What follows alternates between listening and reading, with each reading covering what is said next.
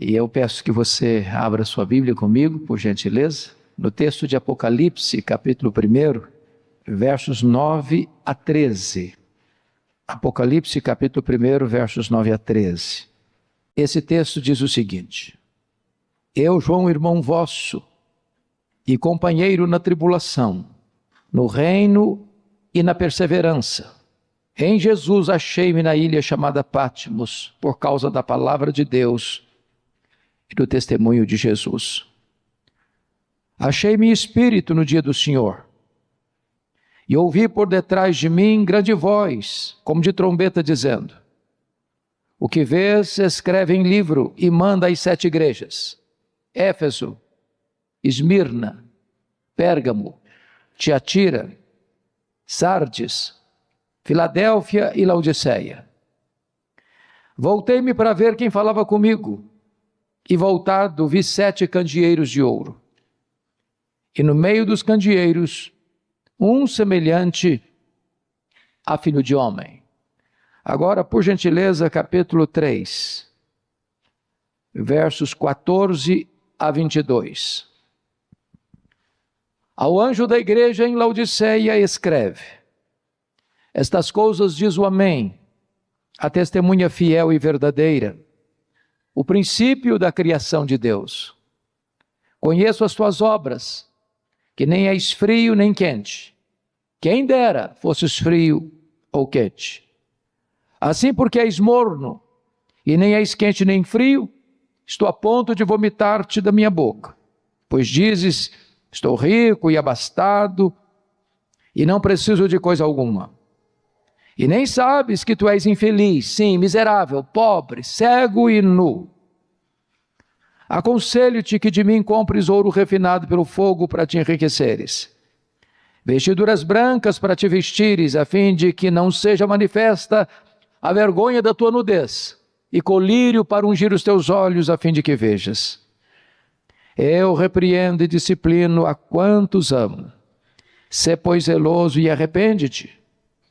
Eis que estou à porta e bato. Se alguém ouvir a minha voz e abrir a porta, entrarei em sua casa e cearei com ele e ele comigo. Ao vencedor dar-lhe-ei sentar-se comigo no meu trono. O meu venci, sentei com meu Pai no seu trono. Quem tem ouvidos, ouça o que o Espírito diz às igrejas. Amém. Meus amados, os anos mais amargos e sofridos da perseguição à igreja cristã haviam começado. Desde que Nero assume o poder no ano 54 da era cristã. Nero era um homem devasso e também violento. Ele mandou matar tantas pessoas, inclusive a sua própria mãe. Desde que este homem assumiu o governo, é que as nuvens escuras de uma perseguição atroz se formavam no horizonte. 10 anos depois que ele estava governando, acontece uma das grandes tragédias da história. A capital do Império Romano, a cidade de Roma, com mais de 1 milhão de habitantes, conhecida como a cidade eterna, foi incendiada criminosamente. E o imperador assistia esse horrendo espetáculo do alto da torre de Mecenas, vestido de ator, tangendo a sua lira. O incêndio durou 7 noites e 6 dias. Quando o incêndio terminou, a cidade de Roma estava devastada. Dos 14 bairros de Roma, 10 foram destruídos. E os 4 bairros restantes, densamente povoados por judeus e cristãos, dão a Nero um álibi para botar a culpa do incêndio de Roma nos cristãos. E começa então um verdadeiro massacre. Faltou madeira na época para fazer cruz, tamanha quantidade de crentes crucificados. Quando não tinha mais madeira, os crentes eram amarrados nos postes, cobertos de piche e queimados vivos para iluminar as noites de Roma. Chega o ano 68, E aqui acontece a chamada Guerra Judaica, porque uma sinagoga judaica fora profanada em Cesareia Marítimo, e os zelotes, que nunca foram favoráveis ao governo de Roma e Israel, se rebelaram contra Roma. E Roma manda para lá o general Tito. Nesse mesmo ano 68, o imperador Nero é deposto pelo Senado e comete suicídio. 2 anos depois, ano 70, a rebelião em Israel está incontornável. E então o general Tito invade Jerusalém, cumprindo a profecia de Jesus, destrói Jerusalém, passa ao fio da espada milhares e milhares de judeus, promovendo o que nós chamamos de a maior diáspora de todos os tempos, desde o ano 70 a 14 de maio de 1948. Nesse mesmo ano 70, Vespasiano inaugura em Roma o Coliseu Romano, o Anfiteatro da Morte, que numa festa de inauguração de 100 dias, mais de 10 mil crentes foram mortos com requinte de crueldade. Eles eram enrolados em peles de animais e jogados nas arenas, para os cães morderem, para os touros pisarem e para os leões esfaimados da Líbia devorarem. Chega o ano 81 e Domiciano assume o governo. E ele é chamado de o segundo Nero, ou Nero redivivo, pela maneira truculenta como ele perseguiu a igreja. A essas alturas, todos os apóstolos de Jesus já estavam mortos, e mortos pelo viés do martírio. João era o último representante do grupo apostólico. Era pastor na cidade de Éfeso. E então João é deportado para uma ilha vulcânica, a ilha do Mar Egeu, a ilha de Patmos, para trabalhos forçados. E certamente o entendimento da época é que Domiciano estava jogando a última pá de cal na sepultura da igreja. O cristianismo seria varrido, seria banido. A perseguição era muito atroz. João estava completamente isolado, com todas as portas fechadas para ele na terra. Entretanto, quando todas as portas fecharam para João na terra, Deus abriu-lhe uma porta no céu e disse: sobe para aqui, e eu te mostrarei não as coisas que talvez aconteçam, não as coisas que podem acontecer, eu te mostrarei as coisas que devem acontecer. Deus está no controle, mesmo nos tempos mais sombrios da história. Era um domingo, era o dia do Senhor, quando João escuta atrás dele uma voz como de trombeta dizendo: o que vês, escreve em livro e manda às 7 igrejas: Éfeso, Esmirna, Pérgamo, Tiatira, Sardes, Filadélfia e Laodiceia. Quando ele se volta para ver quem falava com ele, ele não vê quem falava com ele. Ele vê os 7 candeeiros, ele vê as 7 igrejas, e no meio das igrejas, um semelhante a filho de homem. O mundo só pode ver Jesus na igreja e através da igreja. Mas o Cristo que João vê, não é aquele Cristo exangue, angustiado, prostrado sobre os seus joelhos, com lágrimas e suando sangue. O Cristo que João vê, não é o Cristo cuspido e esbordoado do sinédrio judaico. O Cristo que João vê, não é o Cristo espancado e vilipendiado do pretório romano. O Cristo que João vê, não é o Cristo trôpego que caminha pelas ruas apinhadas de Jerusalém, sob os apupos e vaias de uma multidão ensandecida. O Cristo que João vê, não é aquele Cristo esticado no leito vertical da morte, suspenso entre a terra e os céus. O Cristo que João vê é o Cristo da glória, é o Cristo vencedor. Seus olhos, seus cabelos são brancos como a neve, seus olhos são como chamas de fogo, seus pés são como bronze polido, sua voz é como voz de muitas águas, o seu rosto brilha como o sol no seu fulgor. Quando João vê o Cristo da glória, diz a Escritura que ele cai como morto aos seus pés. E o Senhor da glória põe a mão direita sobre ele e diz: não temas, João, eu sou o primeiro e o último. Eis que eu estive morto, mas estou vivo pelos séculos dos séculos e tenho as chaves da morte e do inferno. Nós não estamos aqui adorando o Cristo que esteve vivo e está morto. Nós estamos adorando o Cristo que esteve morto e está vivo pelos séculos dos séculos. E Ele é o Senhor da igreja, e Ele é o fundamento da igreja, e Ele é o dono da igreja, e Ele é o edificador da igreja, e Ele é o protetor da igreja. Notem vocês, no capítulo 1, versículo 13, que João o vê no meio das igrejas. E eu quero dizer a você nesta manhã que Jesus está aqui em nosso meio.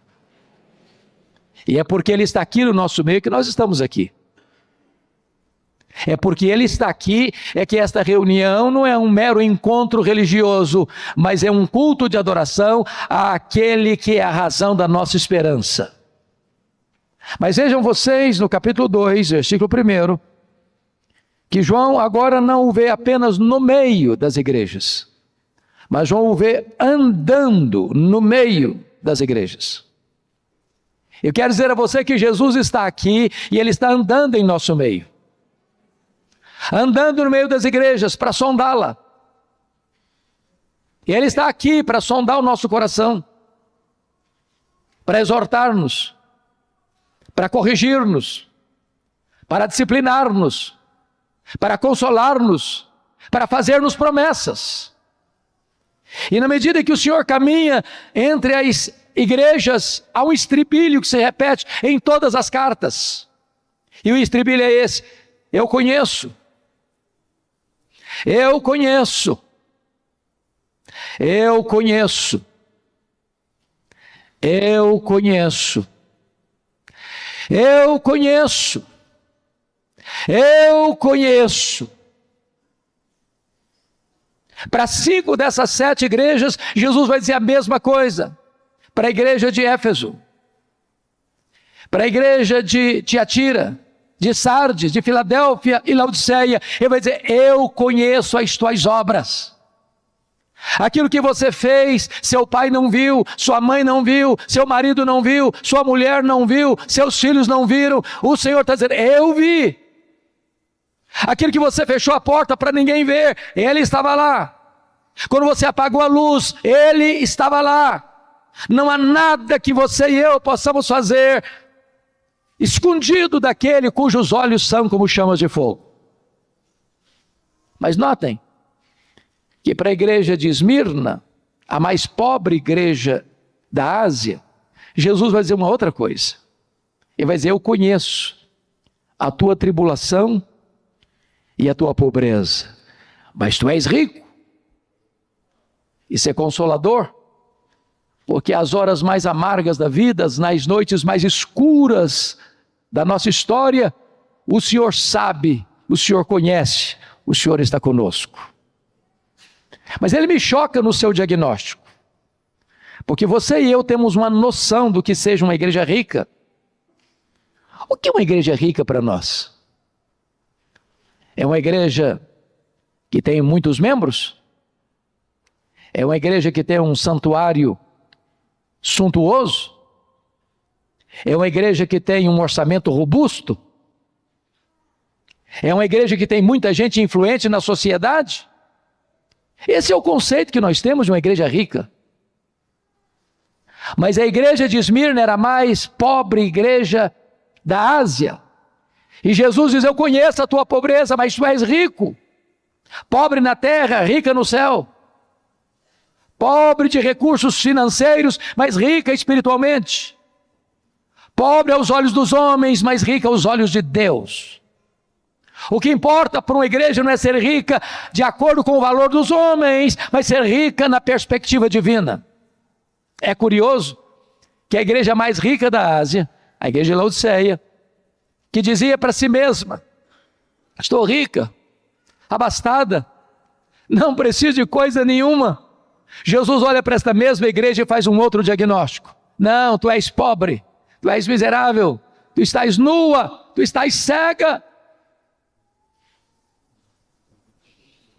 É curioso que para a igreja de Pérgamo, Jesus vai fazer uma outra declaração. Ele diz assim: eu conheço o lugar onde tu habitas, onde está o trono de Satanás.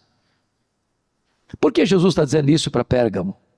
Vocês bem sabem que Pérgamo era a segunda maior cidade da Ásia Menor, só perdia para a capital, que era Éfeso. E talvez Jesus disse isso por duas razões. Primeiro, é que quando se disputou na Ásia, qual cidade construiria o primeiro templo de adoração ao imperador? Pérgamo ganhou a concorrência de Éfeso. E em Pérgamo se constrói, se erige o primeiro templo de adoração ao imperador romano como uma divindade. E muito provavelmente o que Jesus está dizendo é o seguinte: qualquer lugar que um homem é colocado no pedestal e venerado, aí está o trono de Satanás, porque todo humanismo idolátrico é satânico. A segunda razão, muito provavelmente, é que Pérgamo hospedava o templo de Esculápio, o deus da cura, representado por uma serpente. Pessoas vinham de todos os cantos para Pérgamo para serem curadas por Esculápio. É por isso que até hoje, quando você vai ao seu médico, você vai ver uma serpente bordada no jaleco branco do seu médico, da sua médica. Isso vem de Pérgamo, isso vem de Esculápio, isso vem do Deus da cura. Provavelmente o que Jesus está dizendo é o seguinte: qualquer lugar que o homem fabricar um Deus, um ídolo, e prostrar-se diante dele, aí está o trono de Satanás. O ídolo é nada, ele é barro, ele é pau, ele é gesso, ele é pedra. Mas Paulo diz que o que está por trás do ídolo são os demônios. O que é curioso é que onde Satanás tem um trono, aí Jesus levanta uma igreja para adorar o Rei dos Reis e o Senhor dos Senhores. Jesus está andando no meio das igrejas, e ele tem elogios a fazer, e ele tem censuras a fazer. É interessante que para duas igrejas não tem censura, só elogio. Para quais igrejas? Para Esmirna, mais pobre. Para Filadélfia, a mais fraca. Jesus diz para Filadélfia: eu conheço as tuas obras, tu tens pouca força, mas eu coloquei diante de ti uma porta aberta, e a porta que eu abro ninguém fecha, e a porta que eu fecho ninguém abre. Irmãos, o que importa para a igreja não é ser forte de acordo com a opinião dos homens, mas é ser fiel àquele que está diante de nós e colocar portas abertas diante de nós. Mas para 4 igrejas, Jesus tem elogios e Jesus tem censuras. Por exemplo, ele elogia a igreja de Éfeso pela sua fidelidade doutrinária, pela sua postura inabalável de ética, de não suportar os homens maus, odiando a obra dos nicolaítas que induziu o povo à prostituição, pela sua capacidade de sofrer por causa da sua fé. Com isso, Jesus está dizendo que uma igreja, para agradá-lo, precisa ser fiel às Escrituras. Uma igreja, para ser agradável a Cristo, não pode negociar seus princípios, seus valores, não pode vender sua consciência. Onde não tem sã doutrina, aí não tem o agrado de Jesus.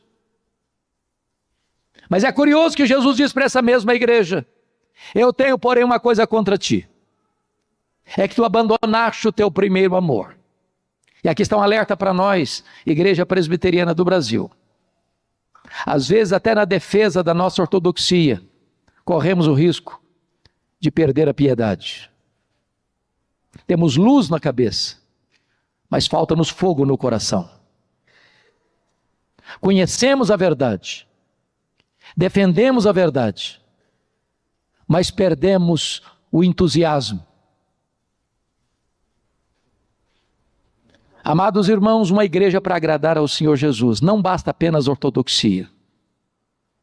A ortodoxia é boa, ela é inegociável, ela é vitalmente necessária, mas ela corre o risco de se tornar uma ortodoxia ossificada e morta, e ortodoxia morta mata.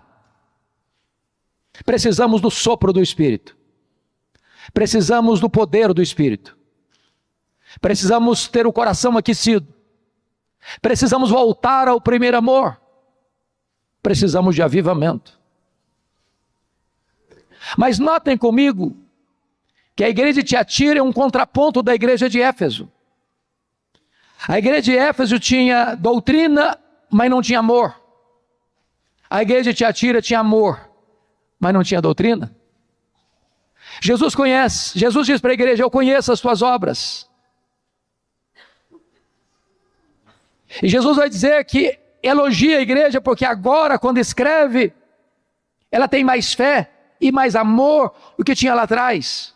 Mas Jesus diz: eu tenho uma coisa contra ti, é que toleras esta falsa profetisa Jezabel. Nós poderíamos ser a igreja mais amável da cidade, mais calorosa e receptiva da cidade.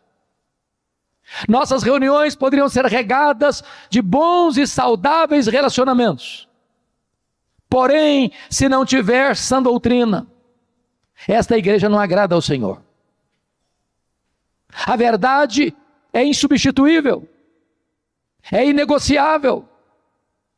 Qualquer igreja, irmãos, que abandonar a sã doutrina, no mesmo dia, ela assina o seu atestado de óbito. Mas agora o Senhor Jesus se dirige à igreja de Pérgamo e faz um elogio. Porque tem gente fiel nesta igreja, como seu líder Antipas, que foi martirizado em Pérgamo. E dizem os historiadores, embora o texto não registre, mas a história nos comprova isso, que Antipas, o líder da igreja, morreu carbonizado dentro de um boi de bronze encandecido. Mas nesta mesma igreja, tem gente flertando com o mundo. Nessa mesma igreja tem gente seguindo as doutrinas de Balaão e vivendo a vida imunda, impura. Nas minhas andanças pelo Brasil é muito comum as pessoas me perguntarem assim: pastor, qual é a avaliação que o senhor faz da igreja evangélica brasileira? Às vezes a pergunta é mais direcionada: pastor, qual é a avaliação que o senhor faz da igreja presbiteriana do Brasil? Às vezes a pergunta é específica: pastor, qual é a avaliação que o senhor faz da igreja que o senhor tem o privilégio de pastorear? E a minha resposta é sempre a mesma. Eu respondo assim: vai muito bem, vai mais ou menos, vai muito mal. Sabe por que eu respondo assim? Porque numa mesma igreja, que escuta o mesmo pastor, que se assenta ao redor da mesma mesa do Senhor, que canta no mesmo coral, que faz parte da mesma sociedade interna, da UCP, a UPH e SAF, tem gente cheia do Espírito Santo, tem gente capengando na fé, e tem gente vivendo em pecado, numa mesma igreja. E o Senhor conhece, e o Senhor conhece, e o Senhor conhece. Preguei de Sardes. Jesus disse: você, igreja, tem o nome de quem vive, mas você está morta. E Jesus elogia, porque tem alguns poucos ainda que não se contaminaram. E Jesus me choca no seu diagnóstico, porque a igreja que diz que é pobre, Jesus olha para eles: não, você é rica. A igreja que diz que é rica, Jesus olha para eles: não, você é pobre. A igreja que diz que é viva, Jesus olha e diz: você está morta. A igreja que diz que é fraca, Jesus olha e diz: eu coloquei diante de você uma porta aberta. Então tiramos aqui algumas conclusões. Primeiro, o que importa não é o que eu penso a meu respeito. Isso não importa. O que importa não é o que as pessoas falam a meu respeito. Isso não importa. O que de fato importa é o que Jesus diz a meu respeito. Jesus não tem uma opinião, Jesus tem um diagnóstico. Só Ele pode dizer: eu conheço, eu conheço, eu conheço. Mas notem comigo, irmãos, que para uma igreja não tem nenhum elogio, apenas censura.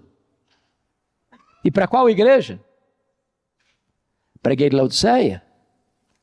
A igreja que, ao avaliar-se, dá nota máxima para si mesma. A igreja que desfruta da melhor reputação entre as igrejas. A igreja que desfruta certamente um bom conceito na sociedade. A igreja que é capaz de formar um grande coral com todos os seus membros e cantar o hino "Quão grande és tu" diante do espelho. Aquele que aplaude a si mesma. E Jesus olha para esta igreja e a única coisa que ele sente é náuseas. Se vocês perceberem, Jesus vai, ao dirigir-se a Laodiceia, destacar 3 coisas. Primeiro, ele vai fazer um diagnóstico dos versos 15 a 17. Segundo, ele vai fazer um apelo dos versos 18 a 20. Terceiro, vai fazer promessas nos versos 21 e 22, com base no versículo 14. A pergunta que eu faço a vocês é essa: por que Jesus usou as figuras que usou para a igreja de Laodiceia? Por exemplo, frio, morno, quente, roupas brancas, ouro puro, colírio. Foi por acaso? Ou tem um propósito? Na verdade, Jesus, sendo o maior mestre e o maior comunicador, ele conhece o texto e conhece o contexto. Ele conhece a geografia e conhece a história. Ele conhece a igreja e conhece a cidade. E Jesus vai usar figuras oportunas, pertinentes para falar à igreja. Por que ele usou figura? Eu conheço as tuas obras, que nem és quente nem frio. Quem dera fosses quente ou frio, assim porque és morno e nem és frio nem quente, eu estou a ponto de vomitar-te na minha boca. Por que ele está falando isso?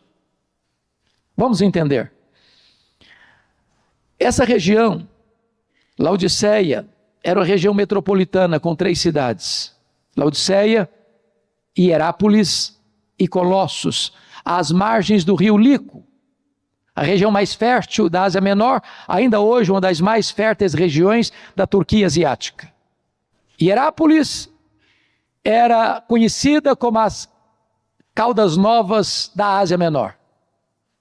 Lá tem uma montanha chamada Castelo de Algodão, de rochas calcárias brancas, onde brotam águas quentes e vão caindo em piscinas naturais. E pessoas vinham e vêm até hoje tomar banhos ali, banhos terapêuticos.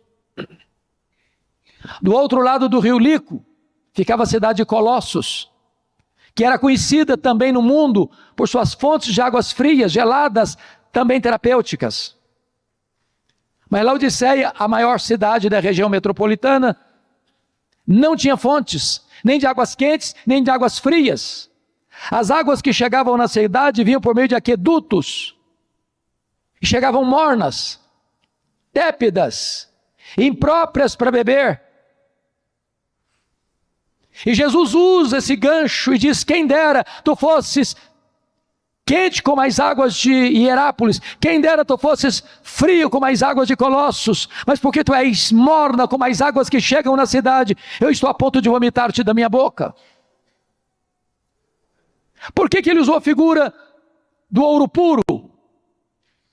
Porque Laodiceia era a cidade dos banqueiros, dos endinheirados, dos ricaços.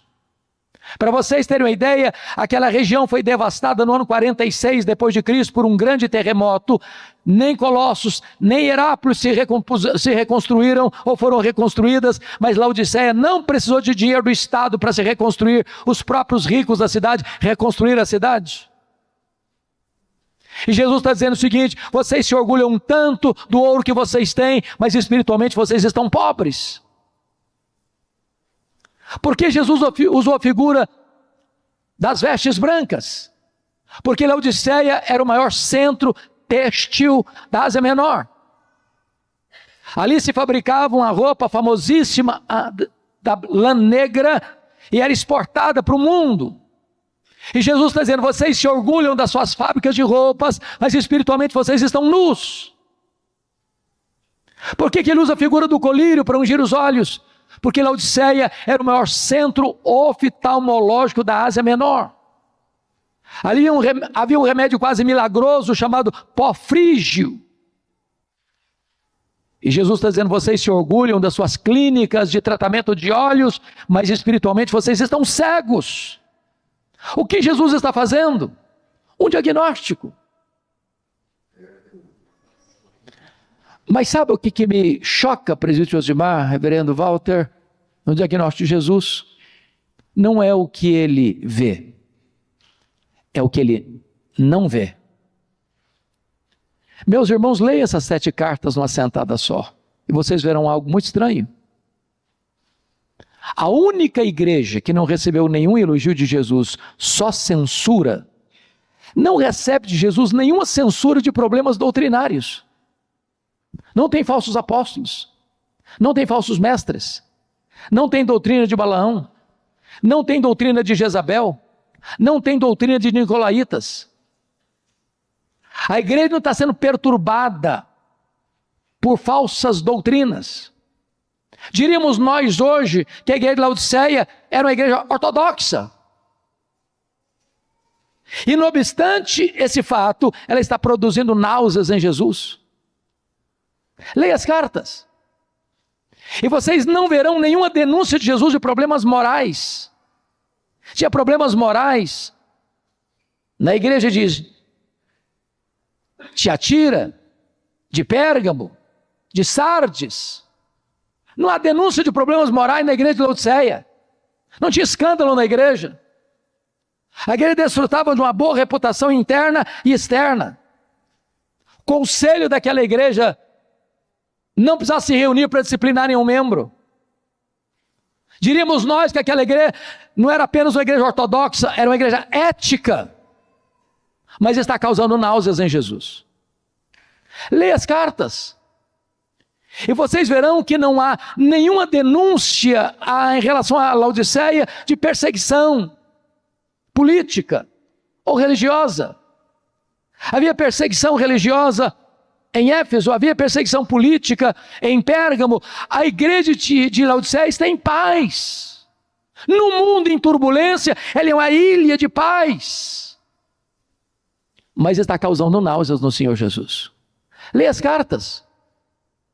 E vocês verão que Jesus não faz denúncia de problemas financeiros. A igreja de Esmirna era pobre. A igreja de Filadélfia era fraca. A igreja de Laodiceia é rica. Eu acho até que os teólogos da prosperidade não fariam sucesso lá. Todo mundo já era rico. Deixa eu dizer uma coisa a vocês. Se você e eu morássemos na Ásia Menor, no 1º século, nesse tempo, e nós estivéssemos nos mudando para lá, sabe qual é a igreja que nós iríamos escolher para frequentar? Para sermos membros? Com toda a probabilidade, nós escolheríamos Laodiceia. Ortodoxa, ética, em paz, próspera. Os membros estão olhando para eles mesmos e nós estamos muito bem. Nossa igreja é maravilhosa. Nossa igreja, aliás, é a melhor igreja. A nossa denominação é a melhor denominação. E nós começamos a inchar o peito com essa ideia de que somos os melhores, de que temos a melhor doutrina, que temos a melhor ética, que temos o melhor isso, que temos o melhor aquilo. E daqui a pouquinho nós estamos com a síndrome de Laodiceia.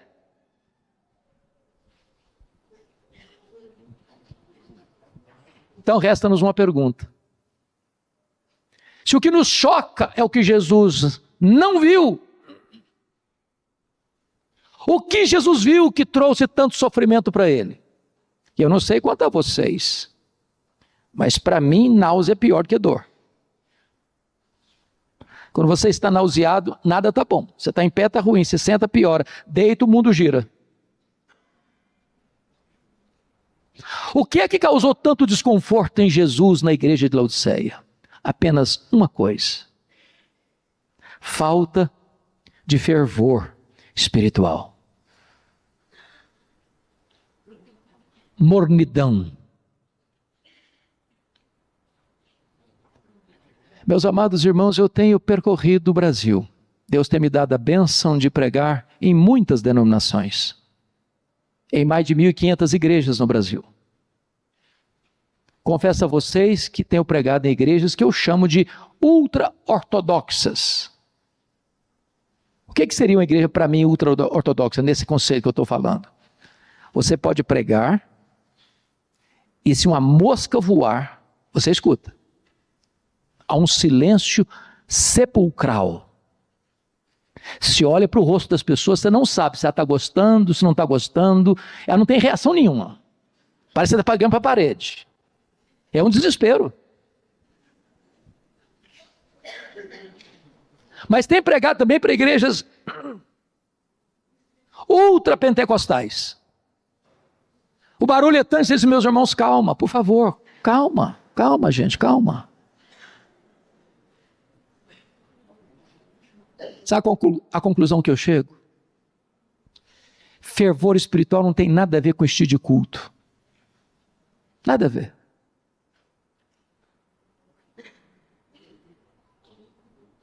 A gente aprende alguns cacuetes, alguns clichês. E Jesus não se impressiona nem com o clichê ultra-ortodoxo, nem com o clichê ultra-pentecostal. O que está faltando na igreja, irmãos, é fervor espiritual. Coração aquecido. Choro pelo pecado. Arrependimento verdadeiro. Fome de Deus. Sede de santidade. Plenitude do Espírito Santo. Avivamento espiritual.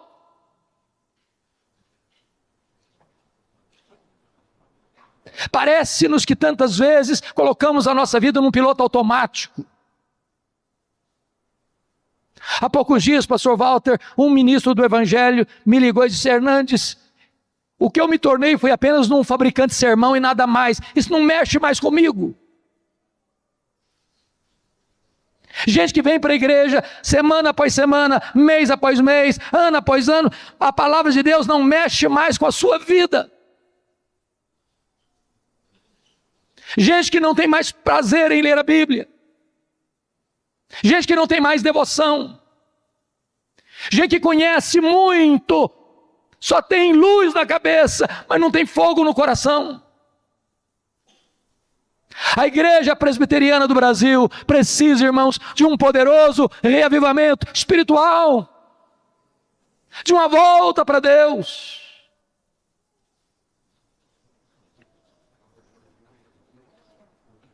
Mas vejam vocês, em segundo lugar, que depois do diagnóstico vem um apelo. E o apelo está aí no versículo 18. E Jesus diz para a igreja o seguinte: aconselho-te que de mim compres ouro refinado pelo fogo, para te enriqueceres, vestiduras brancas para te vestires, a fim de que não seja manifesta a vergonha da tua nudez, e colírio para ungir os teus olhos, a fim de que vejas. Eu me encanto com Jesus, porque Ele é o Senhor da igreja, é o dono da igreja. E Ele abre esse texto, não dando uma ordem, mas dando um conselho. Um conselho. E na verdade Jesus se apresenta à igreja como um mascate, um vendedor ambulante, que tem um produto para vender, e o produto é essencial e o preço é de graça. Mas o que ele está fazendo aqui? Ele está mostrando para a igreja como é que ela restaura o fervor espiritual, porque o segredo está aqui: aconselho-te que tu compres de mim, que tu compres de mim, que tu compres de mim. Sabe o que significa isso?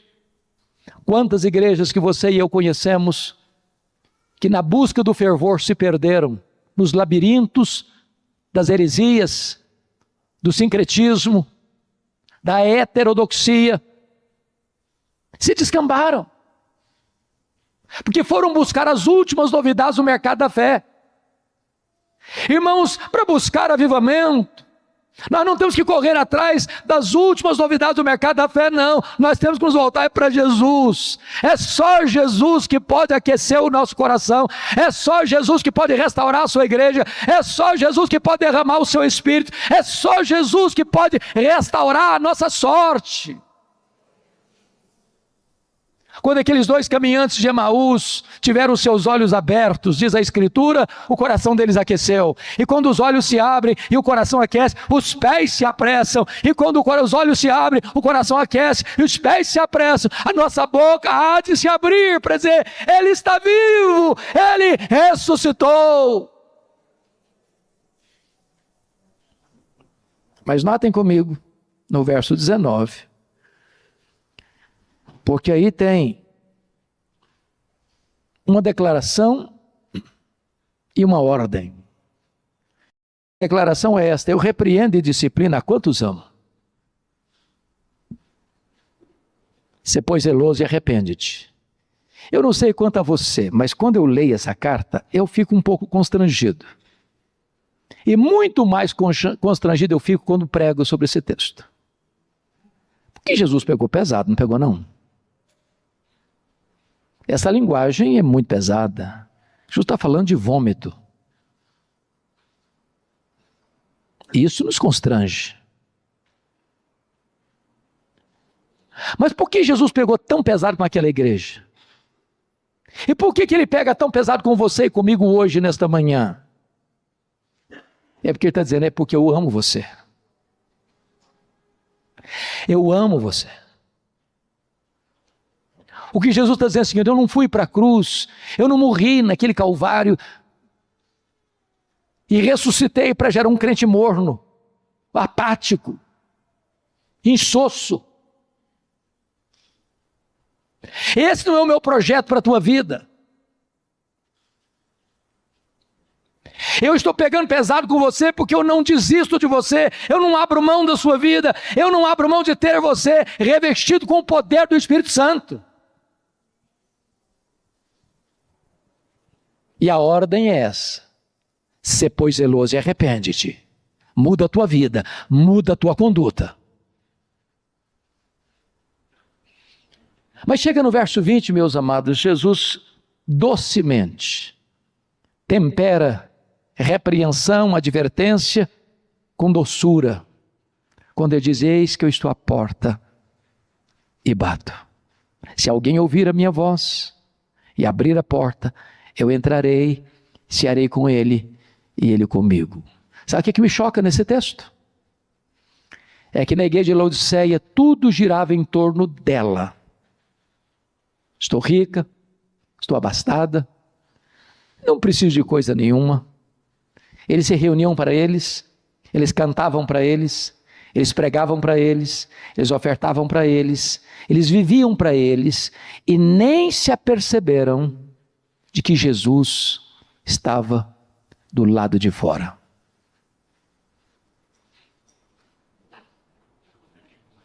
Gravíssimo isso. Eis que eu estou à porta e bato. E a ideia aqui é de bater e continuar batendo, de insistir e continuar insistindo. Que Jesus me convide para cear com Ele é graça, mas que Ele queira cear comigo é uma extrema misericórdia. E a única maneira de ter o coração aquecido é assentarmos-nos com Jesus, é voltarmos ao primeiro amor, é nos deleitarmos nele, é termos prazer nele, de ele ser a nossa pérola mais preciosa, o nosso tesouro mais precioso, de nós termos deleite na comunhão com ele, prazer em nos assentarmos aos pés dele, nos encantarmos com ele.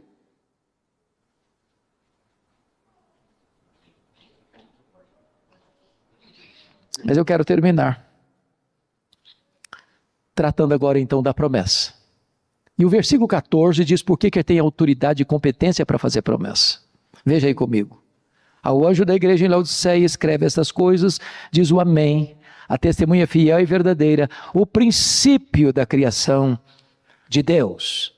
Quando diz que ele é o Amém, significa que ele é a última palavra de Deus para nós. Deus falou muitas vezes, de muitas maneiras, aos pais, pelos profetas, mas agora Ele nos fala pelo Filho. Se nós não escutarmos o Filho, não tem mais outra maneira de sermos alcançados. Ele é o Amém de Deus.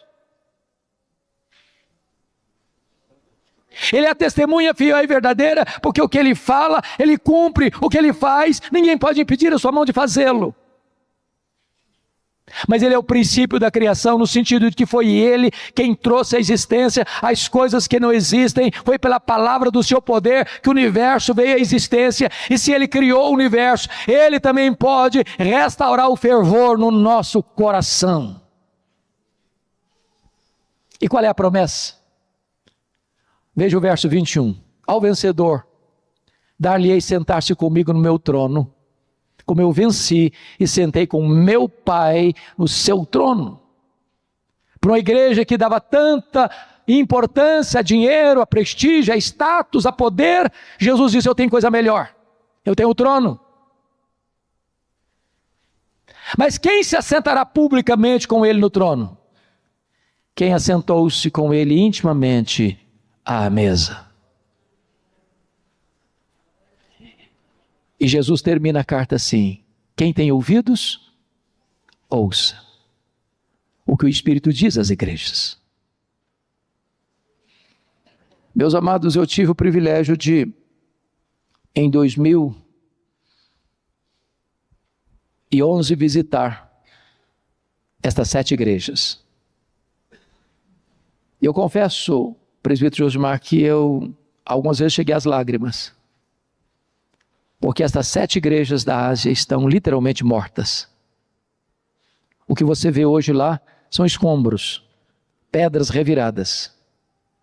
E uma vaga lembrança de uma igreja que existiu no passado. Onde estavam essas igrejas, hoje não tem 1% sequer de cristãos. E a pergunta a ser feita é essa: por que é que essas igrejas morreram? E a resposta é: porque elas não ouviram o que o Espírito Santo disse a elas. Esse ano nós comemoraremos 506 anos de reforma protestante. E no dia que nós fizemos 500 anos, eu estava lá na Alemanha. E a Europa não tem o que comemorar. As igrejas na Europa estão literalmente morrendo, devastadas pelo liberalismo teológico, templos vazios. A Europa hoje vive o que se chama de pós-cristianismo, dominada pelo secularismo. Os púlpitos não são trincheiras da verdade mais. E sabem por que as igrejas na Europa estão morrendo, irmãos? Porque elas não têm ouvido o que o Espírito Santo diz a elas. Olha a América,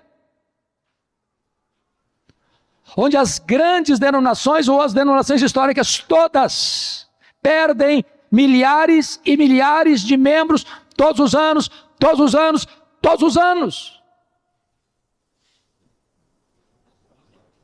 Seminários que um dia formaram pastores, missionários, teólogos, hoje tomados pelo liberalismo. Fui visitar Princeton, onde estudou o nosso missionário pioneiro Ashbel Green Simonton. E eu fiquei chocado com os livros expostos que deveriam ser estudados naquele ano pelos alunos. E eu examinei, não tinha um livro sequer de linha ortodoxa. Ao contrário, uma teóloga americana criticando a igreja brasileira por não considerar o candomblé uma vertente legítima do cristianismo. Sabe por que as igrejas estão morrendo na América, irmãos? porque elas não têm ouvido o que o Espírito Santo diz a elas.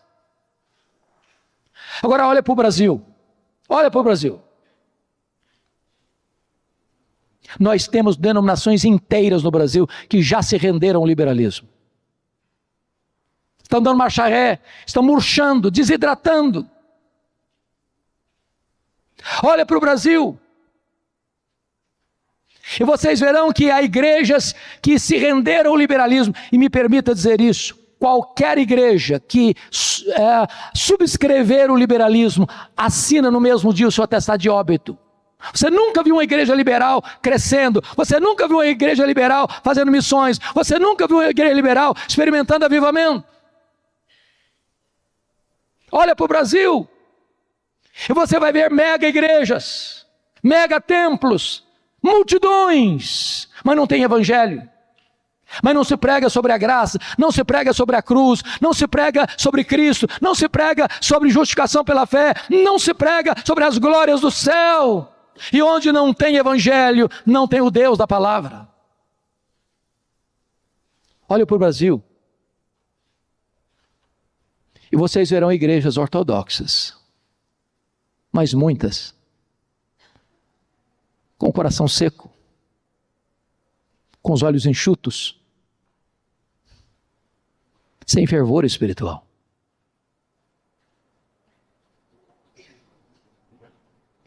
Nós precisamos do sopro do Espírito. Nós precisamos da chuva restauradora da graça. Nós precisamos de uma poderosa visitação de Deus. Nós precisamos de um poderoso avivamento espiritual. Que neste congresso, das crianças aos mais experimentados na vida, possam se colocar nas mãos de Deus, para serem vasos cheios do Espírito Santo de Deus. Vocês saírem deste congresso inflamados pelo fogo do Espírito Santo de Deus, para o louvor da própria glória daquele que é a razão da nossa vida. Amém.